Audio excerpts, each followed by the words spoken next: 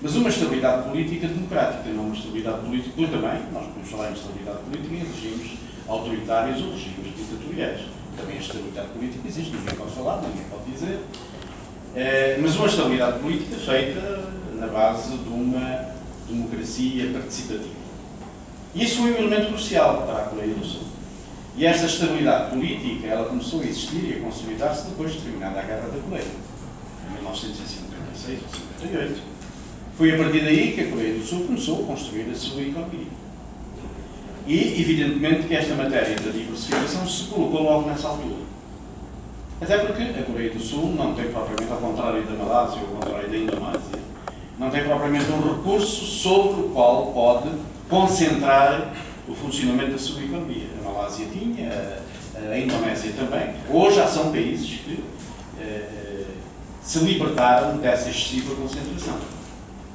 E, portanto, foram definindo políticas de apoio ao crescimento da economia e à diversificação.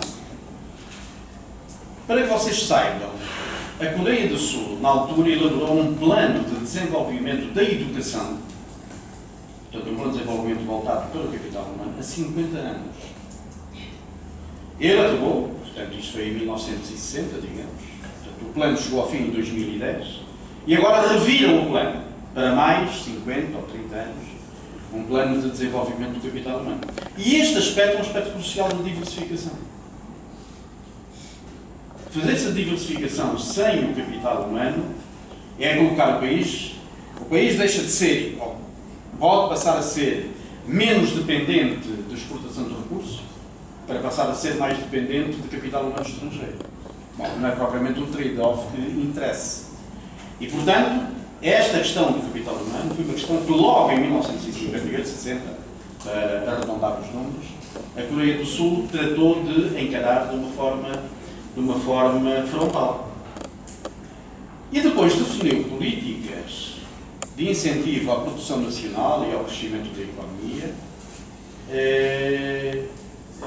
algumas delas um pouco semelhantes àquilo que a gente pretende agora implementar.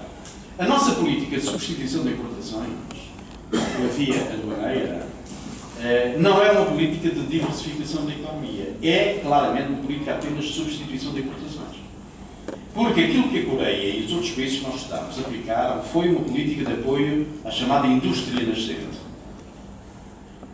Através de um conjunto de incentivos, de um conjunto de isenções de pagamento de impostos, do acesso facilitado ao crédito, com juros bonificados, mas com uma condicionante. Tinha um prazo.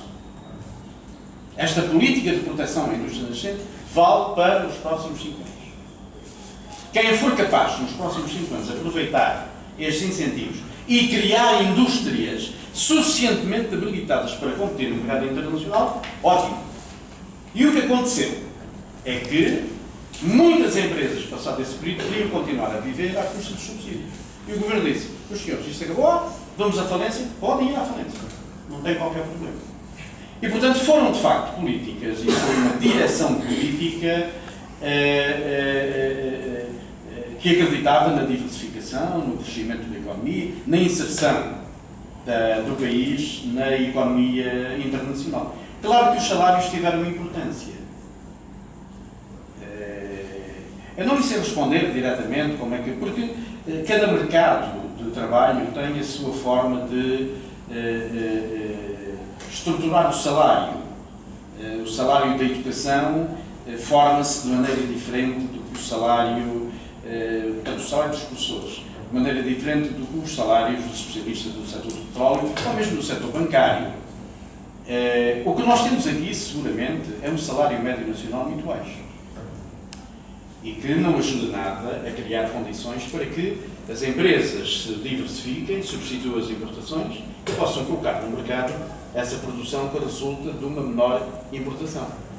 O salário médio que nós determinamos em 2012, o salário médio nacional, e eu refiro 2012 porque as contas nacionais de 2013 ainda não estão completamente fechadas, o salário médio mensal era de 37 mil kwanzas. Ao câmbio da altura, dava cerca de 370 dólares, pouco mais.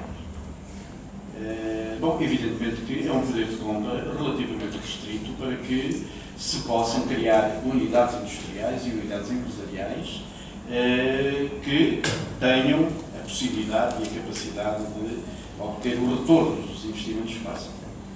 Mas a verdadeira diversificação, essa nós ainda não a encaramos. Os documentos oficiais falam, de facto, na diversificação da economia pela via da substituição de importações. Mas a verdadeira diversificação, aquilo que tem que ser feito aqui, é uma política de fomento das exportações. O país ser capaz de competir em economia aberta no mercado internacional. E eu confesso que não sei o que é que pode vir a acontecer em 2017. Temos as eleições, o Plano Nacional de Desenvolvimento termina em 2017, e em 2017 Angola tem que aderir à Zona de Livre Comércio da SADC. O que é que vai acontecer? Nós entregámos ou remetemos um estudo que fizemos no SEIC sobre a competitividade da SADC, e Angola está de facto muito mal posicionada. Angola não tem competência nem capacidade de aguentar a concorrência de países, nomeadamente como a África do Sul. Mas também outros desta zona, Namíbia, por exemplo, Botsuana, as Maurícias. Portanto, a diversificação tem que ter esta estratégia, esta linha estratégica. E nós tivemos já muito tempo de pensar nesta linha estratégica, desde logo 2002. Mas o pensamento político concentrou-se nas infraestruturas e concentrou-se na criação daquilo que foi chamado politicamente a criação de uma burguesia nacional forte que fosse capaz de disputar com a burguesia estrangeira o mercado anuante. E isso foi feito. Indiscutivelmente foi feito. Nós hoje não sei se temos uma burguesia nacional, mas temos pessoas com muito dinheiro. Isso é verdade. Só que muito desse dinheiro está lá fora. E, portanto, nesse particular, não beneficia nada a economia nacional. Portanto, a questão salarial é, de facto, não se pode fazer aqui o fomento da produção nacional com salários desta ordem e com as diferenças salariais. Evidentemente que no setor bancário, o salário médio do setor bancário em 2012 andava à volta dos 300 mil kwanzas. No setor do petróleo andava à volta dos 350 mil kwanzas mês. Portanto, compare isto com o salário da agricultura, que na altura, o salário médio na agricultura eram 20 mil ou 25 mil. Portanto, com este nível de disparidades, não é possível criar uma massa crítica de procura nacional, de procura endógena, para dar a possibilidade de rentabilizar os investimentos. Para além de ser, de facto, uma estrutura salarial e a distribuição do rendimento muito desigual. Relativamente ao Sr. Antunes Correia, para além das linhas de crédito, o que é que se pode fazer? Vamos aguardar as opiniões e as sugestões do Fundo Monetário Internacional. Seguramente que esta missão do Fundo vai dizer muitas coisas. Como alternativa às linhas de crédito, eu não sei o que é que a gente pode fazer que aliviem a situação no curto prazo. Como sabem, a revisão do orçamento foi no sentido de restringir ainda mais o orçamento. Houve uma diminuição no montante de investimentos públicos, entre aquilo que tinha sido aprovado no primeiro orçamento e aquilo que foi aprovado no orçamento revisto. Houve uma quebra de cerca de 25% nos investimentos públicos, no montante dos investimentos públicos. E eu creio que alguma da manobra que o Governo tem de fazer tem que passar pelos investimentos públicos. Porque os investimentos públicos são o segundo fator de crescimento da economia da Angola. O primeiro fator está neste momento algo fragilizado, as exportações de petróleo, e então, se falhar o investimento público, então a situação vai se complicar ainda mais. Os atrasos que existem no pagamento da dívida pública interna da parte do Estado já têm provocado problemas de funcionamento de muitas empresas, baixaram a sua atividade, têm vindo a despedir trabalhadores. Portanto, a curto prazo, a alternativa passará realmente por um aperto do Orçamento Geral do Estado. Não pode ser por outra via. Já que nós não podemos criar moeda, não podemos emitir moeda, dólares não podemos emitir, mas kwanzas, emitir moeda sem ter a devida correspondência no setor real da economia, arrasta riscos perigosos de inflação. E a inflação voltou. A inflação voltou. Os dados do INE de julho dão conta de uma variação homóloga, anual, julho a julho, de 10,45%.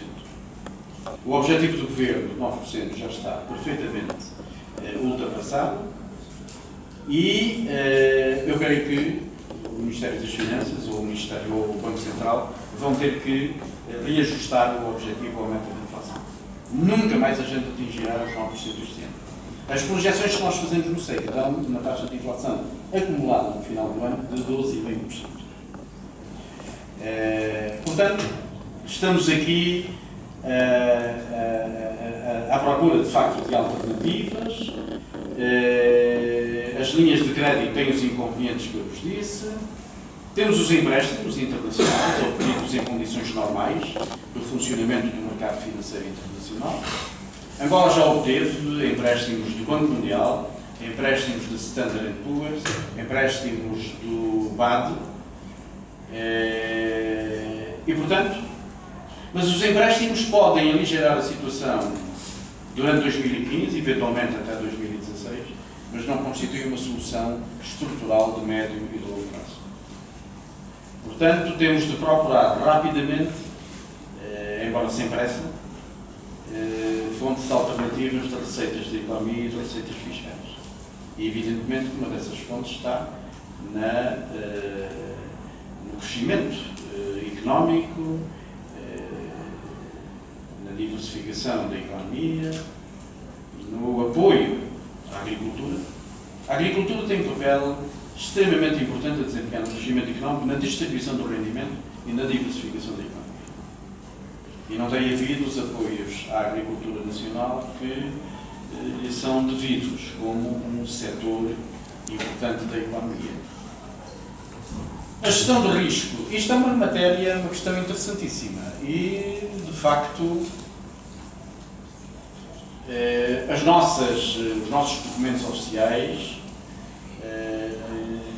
pelo menos aqueles que são de manuseio corrente da parte do Governo, o Bernardo Castro referiu, o Plano Nacional de Desenvolvimento, 2013-2017, não tem isso. Mas sabe que não tem porque o setor público, as instituições públicas, quando fazem os seus planos, não são planos estratégicos. Portanto, esta matéria da inclusão do risco, há documentos oficiais que têm aquela análise SWOT, que já se tornou vulgar e clássica. A análise SWOT incorpora um bocado esta análise do risco, ao identificarem-se as ameaças em particular, ao identificarem-se as oportunidades, para se alterarem as condições vigentes numa determinada situação, mas não faz parte, de facto, ainda que os planos possam contemplar estas análises SWOT, não têm, digamos, medidas ou orientações para a gestão do risco que pode acontecer. E, na verdade, esta questão da quebra do preço do petróleo é um exemplo evidente de uma falta de capacidade de previsão da nossa parte. Porque nós não podemos dizer em nenhuma circunstância que fomos apanhados de surpresa. Esta crónica já era uma crónica de um abaixamento, uma crónica anunciada do abaixamento do preço do petróleo. Mas há um documento importante do Governo, que eu não sei se neste momento já está à disposição do público. Ele já foi feito há uns bons 5, 6, 7 anos, e que é a Estratégia Nacional de Desenvolvimento 2000-2025. Nesse documento há abordagens sobre, aliás, até para responder à questão do Antunes Correia sobre as alternativas, é um documento que foi elaborado de forma relativamente sintética mas que abarca uma série de situações que se colocam à Angola e como é que a Angola deveria lidar com elas até ao horizonte de 2025. E aí podemos encontrar de uma maneira mais detalhada esta análise de risco. Não que encontremos aí os instrumentos que devam ser utilizados e aplicados para a gestão dessa mesma situação.